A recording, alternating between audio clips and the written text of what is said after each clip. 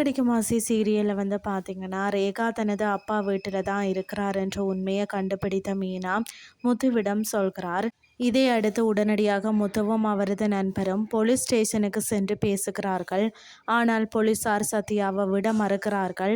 இதனால் நான் income tax ஆஃபீஸில் இருந்து வருகிறேன்.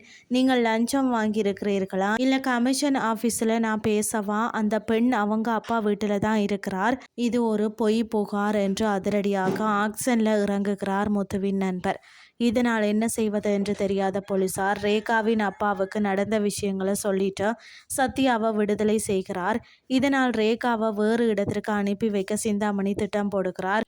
அப்போது சத்யா நடக்க முடியாமல் வெளியே வருகிறார். இதை பார்த்து அனைவரும் அழுது புலம்புகிறார்கள். மேலும் வெளியில வந்த மீனா அருணை பார்த்து சத்யாவுக்காக ஒரு வார்த்தை கூட நீங்க பேசலாம், அவனை உறவுக்காரராக மட்டுமல்ல ஒரு தவறு செய்யாத பையனா கூட நீங்கள் நினைச்சு பார்க்கல என்று சொல்கிறார். அதற்கு முத்து, உனக்கு என்னதான் கோபமாக இருந்தாலும் என்னிடம் காட்டியிருக்க வேண்டும், இந்த குடும்பத்தின் மீது காட்டியிருக்க கூடாது என்று அருணை திட்டிவிட்டு செல்கிறார்.